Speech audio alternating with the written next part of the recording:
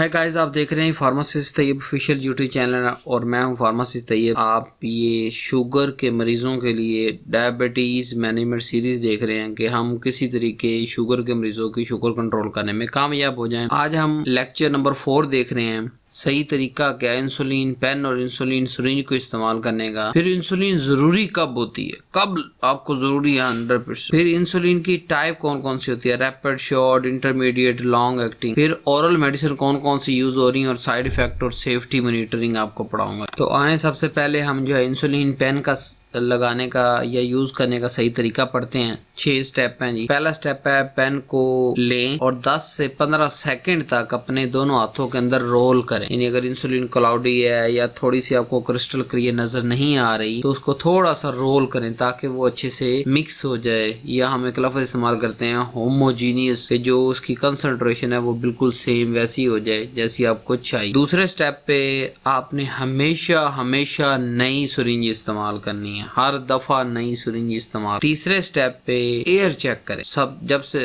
जब पहली दफा कार्ट्रिज लगा रहे हो तब तो लाजमी एयर फ्री करें। अगर आप उसको यूज कर रहे हैं फिर भी डेली चेक कर लेंगे कहीं एयर वगैरह है तो नहीं। तो एयर चेक करने का तरीका क्या है कि आपने 2 यूनिट प्रेस करने हैं, नीचे से टिक टिक टिक 2 यूनिट तक कर देना है और उसको प्राइम करें यानी प्रेस कर दें। जब प्रेस करेंगे क्या होगा, वो हवा जो ऊपर थी 1 या 2 यूनिट वो भी वेस्ट हो जाएंगे, प्लस उसके अंदर हवा भी निकल जाएगी। फिर अगर गौर से देखेंगे तो अंदर हवा बाकी नहीं रहेगी। तो हमेशा इंसुलिन लगाने से पहले जो सुई है उसको ऊपर आसमान की तरफ करें, बिल्कुल सीधी आसमान की तरफ सुई, और देखें कि अंदर एयर तो नहीं है। अगर है तो उसको 1 यूनिट या 2 यूनिट प्राइम कर दें या पंजाबी के अंदर वेस्ट कर दें या आपके दवाई, क्योंकि हवा तो हमने बॉडी के अंदर नहीं लगानी ना, तो हम क्या करेंगे उसको 1 यूनिट 2 यूनिट और फिर इस तरह से प्राइम करने का तरीका है कि ये भी है कि हमें वो जो हमारा पेन है वो भी चेक हो जाएगा कि वर्क कर रहा है या नहीं कर रहा, हवा सारी निकल जाएगी। उसके बाद चौथे स्टेप पे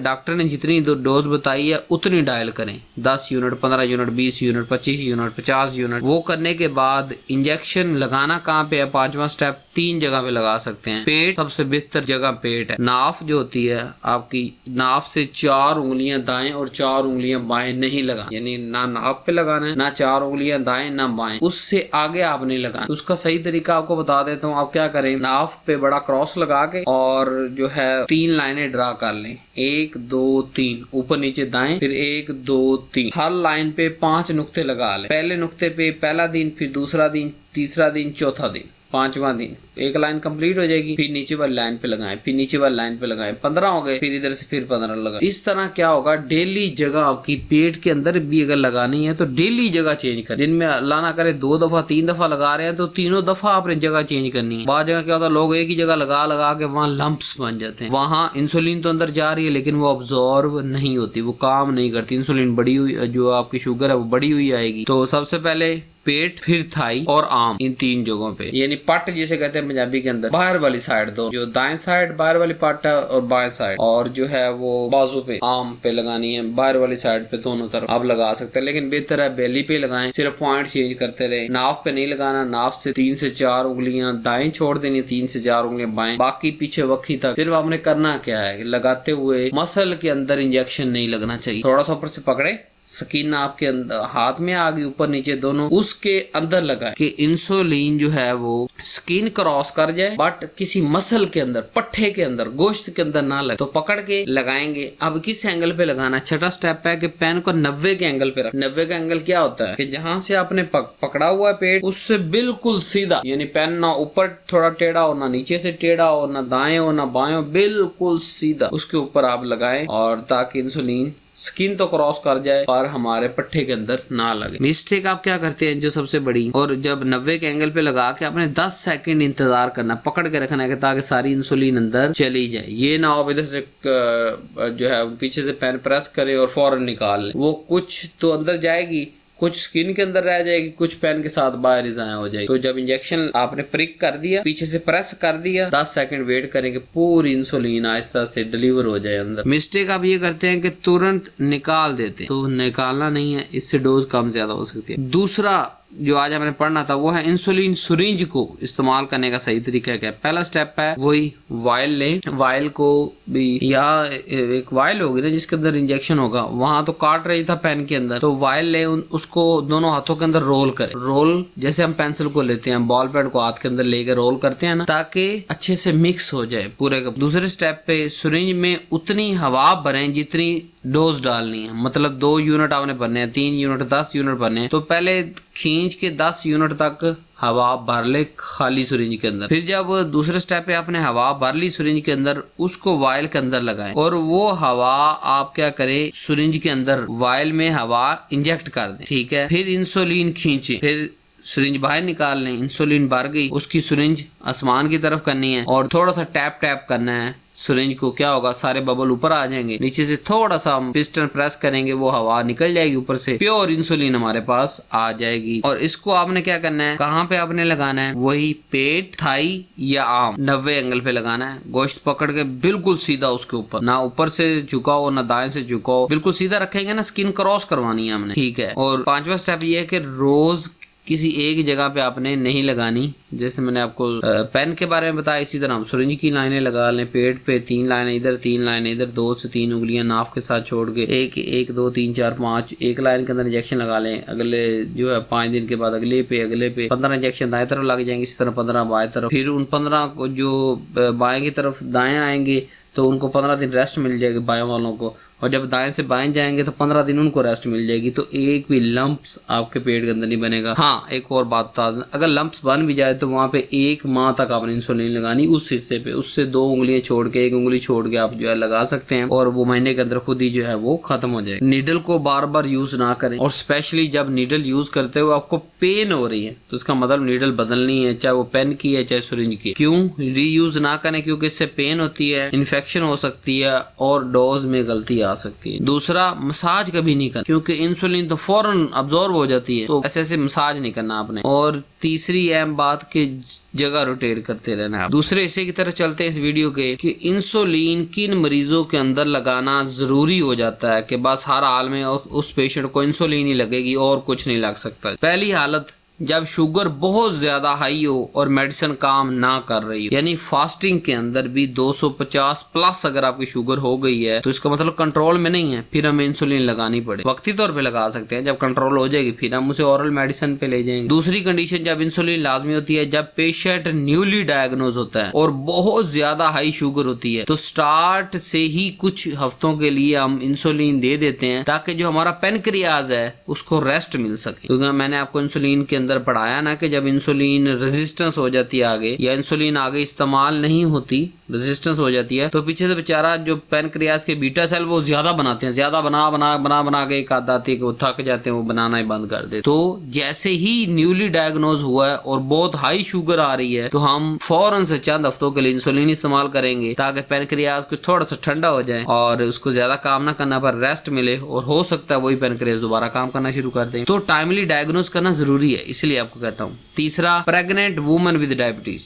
यानी कि बाज़ दफा ये होता है कि शुगर होती नहीं है पेशेंट को, लेकिन जब फीमेल प्रेग्नेंट होती है उस 9 माह के अंदर उसको हार्मोनल चेंजेस की वजह से, क्योंकि ये हार्मोनल चेंजेस की सारा इशू है ना, तो मेटाबॉलिकल प्रॉब्लम या हार्मोनल चेंजेस की वजह से उसको शुगर हो जाती है, यानी वो सिम्टम्स शो होना शुरू हो जाती हैं। तो इस हालत के अंदर प्रेग्नेंट वुमेन के अंदर टैबलेट बिल्कुल सेफ नहीं होती। आप इंसुलिन बेस्ट है, इंसुलिन इस्तेमाल करनी है जब तक जो है वो कंट्रोल आपने करनी हो। नंबर 4, जब पेशेंट DKA या सीवियर इलनेस में हो, यानी कि डायबिटिक कीटोएसिडोसिस, कि इंसुलिन बहुत ज्यादा बढ़ी हुई है, फ्रूटी स्मेल आ रही है उसके पेशाब में से और हर जगह से, इंसुलिन जो है वो शुगर ही शुगर हो गई हर जगह पे, जी कच्चा हो रहा, मतला हो रहा, उल्टी हो रही है, खाने को भूख नहीं लग रही, या बहुत ज्यादा कोई किडनी की या जिगर की या कोई और इन्फेक्शन में मुब्तला है पेशेंट, और साथ में उसको शुगर भी हो गई है, तो फिर क्या करना है आपने, इन्फेक्शन, सर्जरी, डेंगू, फीवर, इसके दौरान इंसुलिन को फौरन कंट्रोल करना होता है। अब ये नहीं है कि इन्फेक्शन फैल रहा है साथ में शुगर ही फैलने दें, क्योंकि फिर इन्फेक्शन कवर नहीं होगा। सर्जरी के दौरान शुगर हम नहीं फैल सकते, इसलिए आंखों का ऑपरेशन कराने जाते हैं वो कहते हैं अपनी शुगर कंट्रोल कर गया। डेंगू, फीवर, तो इंस्टेंट कंट्रोल करनी होती है और इंसुलिन ही इसकी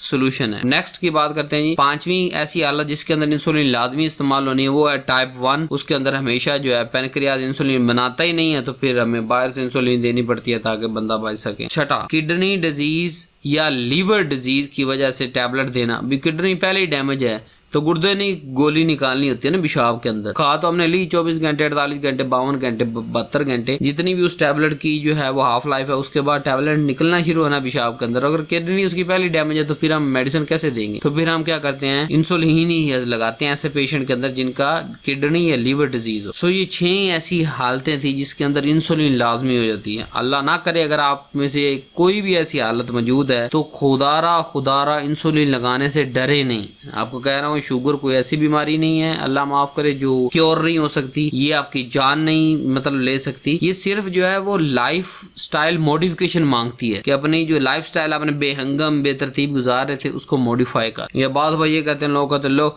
डॉक्टर ने तो हमें पनिशमेंट के तौर पे इंसुलिन लगा दी है। पनिशमेंट नहीं है, लाइफ सेविंग ट्रीटमेंट है। अगर डॉक्टर रिकमेंड कर रहा तो खुदारा इसको डिले मत करें। वो इन 6 में से किसी एक कंडीशन के अंदर आप होंगे तो ही वो आपको कर रहा होगा। नेक्स्ट हम देख लेते हैं जी इंसुलिन की टाइप कौन कौन सी हैं। रैपिड एक्टिंग है, शॉर्ट एक्टिंग है, इंटरमीडिएट एक्टिंग और लॉन्ग एक्टिंग। ये भी बढ़ाने का मकसद आपको बताता हूँ ताकि आपको पता चल सके कि बाद इंसुलिन जो आपको खाने से पहले लगाने के लिए कह रही है और आप उसको 2 घंटे पहले लगा रहे हैं या 2 घंटे बाद में लगा रहे हैं तो वो काम नहीं कर। लेट्स सपोज रैपिड उसने फौरन काम करना है, तो आपको जब कहा जा रहा है कि इसको खाने से पहले लगाएं तो आप लगाएं उसको। तो रैपिड एक्टिंग इंसुलिन क्या होती है? एग्जांपल है जी लिस्प्रो, एस्पार्ट, ग्लूलाइसिन। इसका ऑनसेट सिर्फ 10 से 20 मिनट के अंदर होता है और 1 से 2 घंटे पीक टाइम और ड्यूरेशन 5 घंटे तक ये शुगर कंट्रोल करती है। Taken just before meal, control post prandial glucose. के रैपिड एक्टिंग अगर है तो इसको खाने से फौरन पहले लगाना है, फिर खाना खाना है ताकि खाने के 2 घंटे के अंदर अंदर आपकी शुगर कंट्रोल में रह सके। एडवांटेज, इसका फायदा क्या है? Less risk of late hypoglycaemia के बाद, क्योंकि 5 घंटे के अंदर इसने वैसे निकल जाना है तो आधी रात को उठ के आपका शुगर कम नहीं होगा और खाने फिर बंदा खाना खाने फ्लेक्सिबल हो जाता है। बंदे को पता जब खाऊंगा साथ में इंसुलिन लगाऊंगा और सुकून में। दूसरी शॉर्ट एक्टिंग इंसुलिन जैसे रेगुलर इंसुलिन, इसका ऑनसेट 30 से 60 मिनट के अंदर शुरू होता है इसका काम, 2 से 3 घंटे तक रहता है और 8 घंटे तक इसकी ड्यूरेशन है। ये आपने 30 मिनट पहले लगानी है, ठीक है, ताकि ये अपने काम पर पहुंच चुके। फिर आपने खाना खाना है। और यूज इन DKA अगर आपको अल्लाह ना करे डायबिटिक कीटोएसिडोसिस यानी कि 350 से भी आपकी बढ़ गई है और मुसलसल बढ़ी हुई है 24 घंटे से, तो फिर आपको IV फॉर्म के अंदर भी हम ये लगा देते हैं शॉर्ट एक्टिंग इंसुलिन और इमरजेंसी के अंदर लगाते हैं। Only insulin given IV in emergency. आपने खुद घर के अंदर नाड़ के अंदर नहीं लगानी। ये अगर हॉस्पिटल अल्लाह ना करे आप शिफ्ट हो जाएंगे वहां पे आपकी इंसुलिन कंट्रोल नहीं होगी तो परेशान नहीं होना। इंसुलिन नाड़ के अंदर भी लग सकती है, लेकिन कब नाड़ के अंदर लगेगी? जब इमरजेंसी होगी। घर के अंदर आपने पेट में ही लगानी। Risk of hypoglycaemia if meal delayed, यहाँ पे आप देखें, इसलिए कहता हूँ ना IV के अंदर क्यों नहीं लगानी, क्योंकि यहाँ यकदम शुगर ने ड्रॉप करना है और फिर वो क्या करेंगे, तो ये कोई और बोतल आपको लगाएंगे, साथ में इंसुलिन आपका कंट्रोल करेंगे ताकि पूरा मैनेजमेंट कीटो जो है ना वो प्रोटीन और सारा लिपिड ये वो चीजें मिक्स करके आपको लगाएंगे, फिर ही साथ में लगाएंगे, इंसुलिन कंट्रोल करेंगे। घर के अंदर आपने पेट या पट या बाजू के ऊपर लगाना। तीसरी है इंटरमीडिएट एक्टिंग, भी दरमियाना, ना शॉर्ट ना रैपिड। NPH नेचुरल प्रोटामीन हेजिड्रॉन, इसका ऑनसेट 1 से 2 घंटे के अंदर होता है और 12 घंटे तक पीक रहती है इसकी और 18 घंटे तकरीबन ड्यूरेशन है इसकी। ये क्या करता है कि बेजल कंट्रोल, यानी दिन में 2 दफा लगाना, 12 और 12 24, ड्यूरेशन 24 घंटे की ओके हो जाती है। और लेकिन अक्सर हम क्या करते हैं, इसको हम शॉर्ट या रैपिड एक्टिंग के साथ मिक्स करते हैं कि पहले शॉर्ट लगाते हैं कुछ डोज रोटी खाने से पहले और इसको रात को, मतलब जैसे रात 10 बजे लगा दी, ठीक है, पूरी रात कंट्रोल रही, सुबह तक कंट्रोल आपको। फिर जब खाना खाना रैपिड लगा ली, रात को फिर रैपिड लगा ली, सोते हुए 10 बजे ये लगा ली। समझ आ रही? भी लॉन्ग टर्म के लिए हम जो है ना वो जहाँ 12-14 घंटे का या सुबह रात 10 बजे लगाई, सुबह 10 बजे लगा ली, दिन में 2 दफा लगा ली, तो 24 घंटे कंट्रोल रहेगी। लेकिन इसने 24 घंटे कंट्रोल तो रखा, खाना खाने के साथ बाद दफा में रैपिड या शॉर्ट 2-3 इंसुलिन मिक्स करके भी दे सकते हैं। लॉन्ग एक्टिंग सबसे लंबी कौन सी है? ग्लार्जिन, डिटारामाइन। इसका 1 से 4 घंटे में ऑनसेट शुरू होता है और ड्यूरेशन जो है वो तकरीबन 24 घंटे है या बाद दफा 36 घंटे भी होती है। तो ये दिन में एक ही दफा लगानी पड़ती है।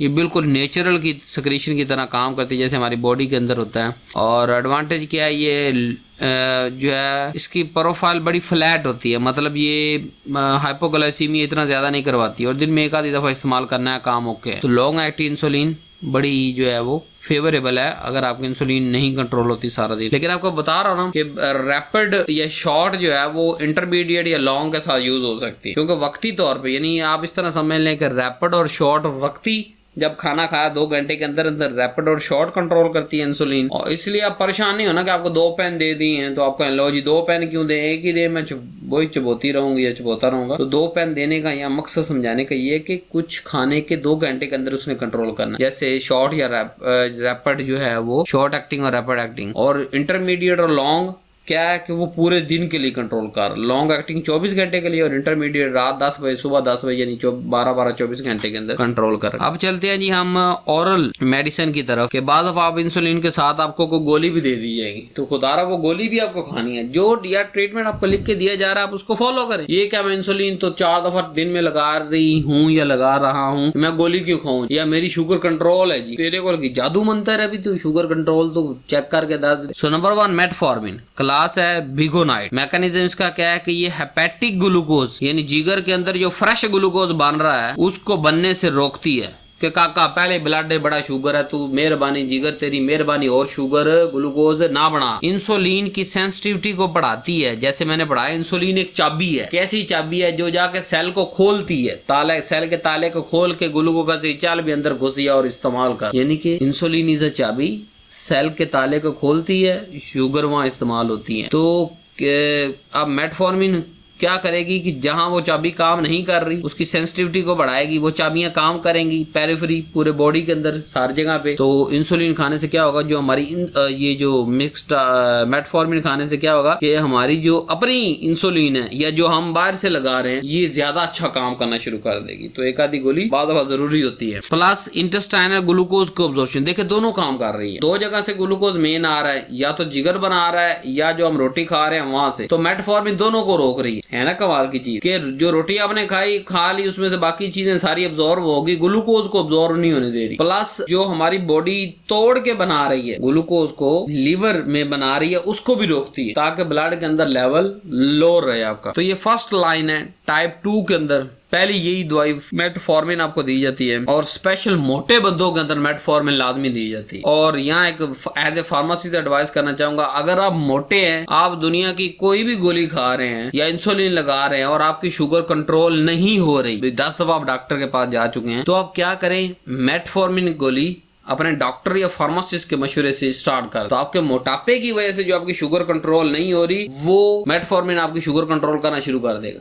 लेकिन खुद मेटफॉर्मिन नहीं लेनी, अपने डॉक्टर से कहेंगे डॉक्टर साहब इट्स इजी फॉर मी, मैं इंसुलिन भी लगा रही हूँ, आप मुझे साथ में जो है वो गोली भी दे सकते हैं, कोई गोली देने चाहे तो मैं गोली खा सकती हूँ। क्योंकि अगर आप विलनेस शो करेंगे डॉक्टर को तो वो फिर आपकी इलाज करेगा। जब आप कहेंगे नहीं नहीं मैं तो मिठाई भी खानी, तो मैं तो बर्फी भी खानी, मैं तो पुलाव भी खाना, तो बिरयानी भी खानी, तो सारा कोई खाना, तो इंसुलिन मेनू नहीं। Where is the lifestyle change? एक ही तो बात कही है, डायबिटीज का इलाज सबसे बड़ा लाइफस्टाइल चेंज है। दवाइयां इलाज नहीं है, दवाइयां तो वक्ती जरूरत पूरी कर, पूरे लॉन्ग टर्म। 3 चीजें आपको कहाँ तबाह होती हैं शुगर से, याद रखनी है। आंखें चाहिए ना, शुगर आंखें खत्म कर देती है, तो एक लाइफस्टाइल चेंज करें। गुर्दे चाहिए ना, शुगर खत्म कर देती है, गुर्दे चाहिए तो शुगर को कंट्रोल करें। तीसरा नर्व, पंजाबी के अंदर मैं वायरिंग कहता हूँ, वायरिंग। अगर वायरिंग किसी कमरे की जल जाए ना तो वहां पे पंखे नहीं चलते। तो अगर आपकी वायरिंग जल गई, अल्लाह ना करे इंसान की, जिसको नर्व कहते हैं, तो आपके कभी हाथ पांव काम नहीं करेंगे, कभी सुन्न हो जाएंगे, कभी आप चल नहीं सकेंगे, कभी आपको दर्दें ज्यादा, कभी आपको दर्द हो रही है, कट लग गया पांव पे फिर भी दर्द नहीं हो रही। तो अपने आप को फिट रखने के लिए गोली टीका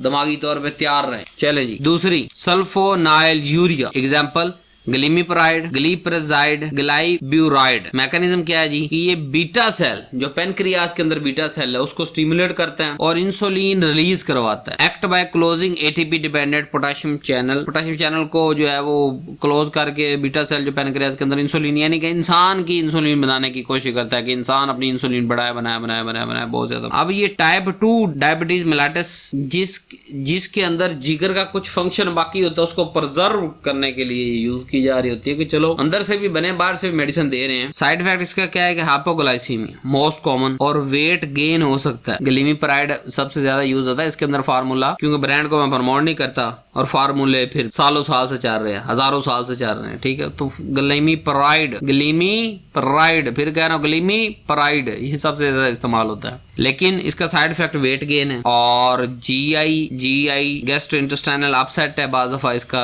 साइड इफेक्ट। फिर दूसरा आपको बता रहा हूँ कि साइड इफेक्ट आपने अपने तक नहीं रखना। आप अगर मोटापा हो रहा है तो आप डॉक्टर से कंसल्ट करें कि डॉक्टर साहब किस वजह से मोटापा हो रहा है, मुझे शुगर तो मेरी कंट्रोल आ रही है, मैं हर 3 महीने के बाद टेस्ट करा रहा हूँ, ये पूरे साल की 4 रिपोर्टें आपके, ये मैं पकड़ा रहा हूँ, इसको पकड़े देखे आपने 6 से नीचे गई थी, 6 से नीचे रही है, क्या मेरी शुगर कंट्रोल है कि नहीं कंट्रोल, फिर वजन क्यों बढ़ रहा है, तो वहाँ डॉक्टर खुद समझ जाएगा कि ग्लिमीपराइड को चेंज करके मेटफॉर्मिन या कोई और ऑप्शन की तरफ क्लिक कर जाएगा वो, ठीक है। चले साइड इफेक्ट पढ़ा दिए आपको, कॉन्ट्रा इंडिकेशन भी पढ़ा दी। रीनल हेपेटिक इम्पेयर्ड और अर्ली पेशेंट के अंदर जो है वो बुढ़ों के अंदर ज्यादातर ये कट ही करा देता काम। DPP-4 की अगर बात करें जी, सीटाग्लिप्टिन, विल्डाग्लिप्टिन, लीनाग्लिप्टिन मार्केट में सारी आ रही है, लेकिन सीटाग्लिप्टिन ज्यादा इस्तेमाल होती है इसमें। इनहिबिट DPP-4 एंजाइम को इनहिबिट करती है और इंक्रीटिन हार्मोन जो होते हैं उसको इंक्रीज करती है, GLP-1 GIP को, जिससे क्या होता है कि इंसुलिन की सिक्रीशन बढ़ती है और ग्लूकागोन का लेवल कम होता है। इंसुलिन की सिक्रीशन बढ़ेगी, क्या होगा, बॉडी के अंदर ग्लूकोज कम होगा, ग्लूकागोन का लेवल कम होगा तो ग्लूकोज का लेवल मेंटेन रहेगा।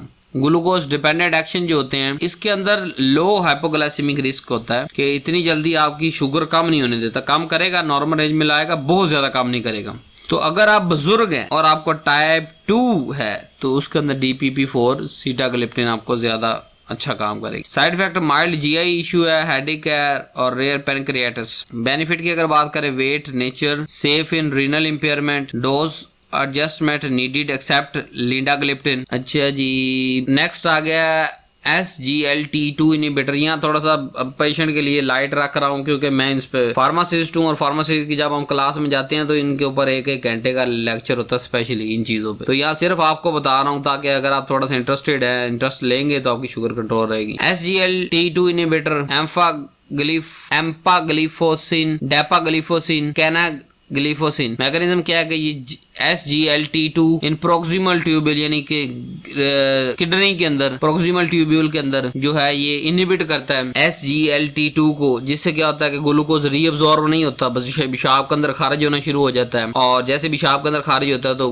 ब्लड में से शुगर कम होना शुरू हो जाता है। तो अब मिसाल देता हूँ, अगर ऐसे मरीज जिनको पहले गुर्दे की मर्ज है, गुर्दा उनका काम ही नहीं कर रहा, बेड़ा गर्क हुआ पड़ा गुर्दे का, तो क्या उनको SGLT2 इनहिबिटर देना चाहिए? नहीं दे सकते ना। तो काका फिर फार्मासिस्ट पे रिलाई करो ना, फिर फार्मासिस्ट को सोचने दो कि आप मोटे हो, आप बरीक हो, आप लिस्से हो, आप पतले हो, आप जो है बूढ़े हो, आप जवान हो, बच्चे हो, कितनी डोज देनी, फार्मासिस्ट, ट्रस्ट योर फार्मासिस्ट। ये टाइप 2 के अंदर इस्तेमाल होता है, हार्ट फेलियर पेशेंट के अंदर इस्तेमाल होता है और क्रोनिक किडनी डिजीज के अंदर इस्तेमाल होता है। इसके साइड इफेक्ट अगर बात करें तो ये genital infection, dehydration, hypotension, blood की कमी वगैरह करवाता है। बेनिफिट ये है कि वेट लॉस भी करवाता है, बीपी को रिड्यूस भी रखता है, ठीक है। तो ये जनरल आपकी कुछ ओरल मेडिसिन थी। अब आपको मैं ओवरऑल दवाइयों के साइड इफेक्ट और उसकी सेफ्टी पढ़ाता हूँ कि कौन सी चीज क्या है क्या नहीं। डायबिटीज मेडिसिन के साइड इफेक्ट क्या है और उनका सेफ यूज क्या है जी। पहला मेटफॉर्मिन हमने पढ़ा, सबसे ज्यादा इस्तेमाल होने वाली दवाई यही है। साइड इफेक्ट इसका ये है कि पेट दर्द हो जाता है, बाद दफा लूज मोशन लग जाते हैं, नोजिया होता है। तो हमेशा क्या करें, फूड के साथ लें और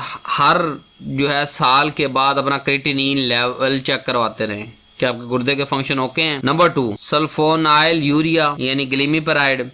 इसका साइड इफेक्ट है ये कि हाइपोग्लाइसीमिया करवा देता है, यानी शुगर बहुत लो करवाता है। तो अब कौन सा लेना है, ग्लिमीपराइड 1 मिलीग्राम, 2 मिलीग्राम, 3 मिलीग्राम, 4 मिलीग्राम, समझ रहे होंगे आपके फार्मासिस्ट, ट्रस्ट योर फार्मासिस्ट। ये नहीं कि खुद से ही 2 से 3 T4 मेल स्किप ना करें। अच्छा, इसके अंदर जो है वो ग्लिमीपराइड अगर आप ले रहे हैं तो स्किप ना करें खाना अपना। नाइट डोज में थोड़ी सी प्रिकॉशन करें और ग्लूकोज टैबलेट अपने साथ कैरी करें अगर आप ग्लिमीपराइड खा रहे हैं। DPP-4 इनहिबिटर के अंदर क्या था, सीटाग्लिप्टिन और लीनाग्लिप्टिन। साइड इफेक्ट इसका क्या है कि माइल्ड फ्लू लाइक सिम्टम्स और पैनक्रियाटिस बहुत कम होता है। सेफ्टी इसकी क्या है कि स्टमक पेन प्लस वोमिटिंग अगर हो तो डॉक्टर को जरूर बताएं जी। अगर सीटाग्लिप्टिन आप खा रहे हैं और सीटाग्लिप्टिन से आपके उल्टी आ रही है, पेट में दर्द हो रही है, तो डॉक्टर को जरूर बताएं।